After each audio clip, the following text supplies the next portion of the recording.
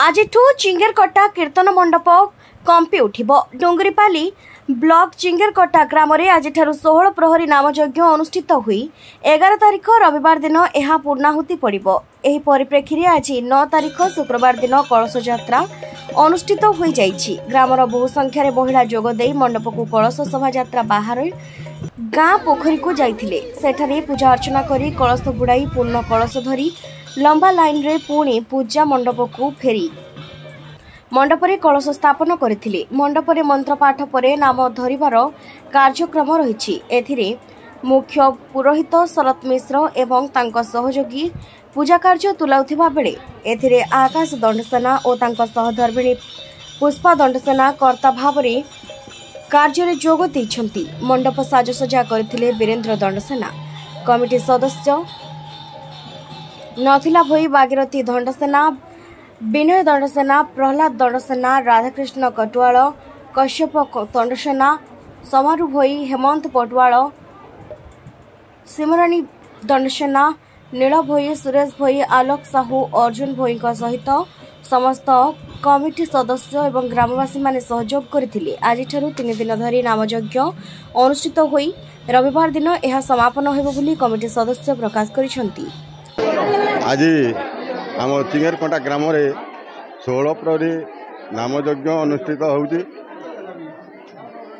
एटा आसंता रविवार दिन पर्यंत लागू रहिबो। तेणु आमे ग्रामवासी बहुत खुशी अच्छु।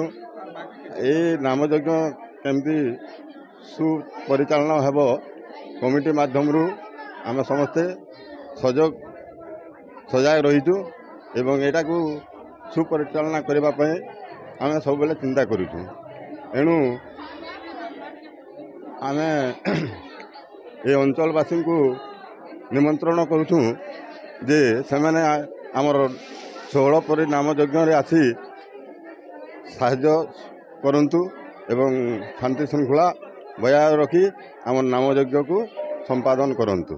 बहुत बढ़िया लगे आम गाँव में 16 प्रहरी नामयज्ञ बसवा निजे के धन्य मन कर 16 प्रहरी नामयज्ञ एटा कलश यात्रा है। नाम मूल है आम रविवार दिन 11 तारिख पुनः नामयज्ञ हो सब औषध आनंद हिरा करूँ। यहाँ कलश यात्रा है कलश बुड़े जाइलु आसलु आ संख्यार महिला माने जोग देछन आनंद लगुचे। सब औषध आनंद हिरी सब जोग देछन। हरे नाम एव केवलम कलौ नास्त्यैव नास्त्यैव नास्त्यैव गतिरन्यथा। ओम नमो भगवते वासुदेवाय। आज आमर चिंगेरकटा ग्राम रे 16 प्रहरी नामयज्ञ अनुष्ठित होइछि एवं से आम कर्ता अछंती आमर पुत्रा आकाश बाबू आउ पूजक अछंती शरतचंद्र मिश्र आउ बैशाख आज द्वादशी दिन आरंभ हो आज वर्तमान कलश यात्रा कलश शोभा यात्रा आमर सरी जाइछि। आउ बैशाख चतुर्दशी दिन आमर पूर्णाहुति हेब।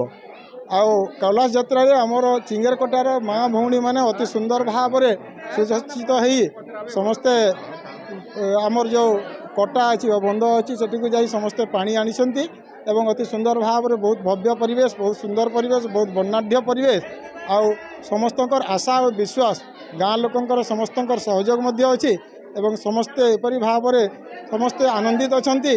आउ यही 3 दिन धरी जो आमर 16 प्रहरी नामयज्ञ हम से नामयज्ञ रे विशेषकर आमर चिंताधारा अच्छी 5000 ରୁ 10000 भक्तंकर समागम हो बोली चिंता करूँ एवं आमे समस्ते ग्रामवासी अति उत्कंठार सहित से सुंदर भाव में तांकर आतिथ्यता देबू बोली आमे चिंता करूँ। आ रविवार दिन आमर पूर्णाहुति हेब।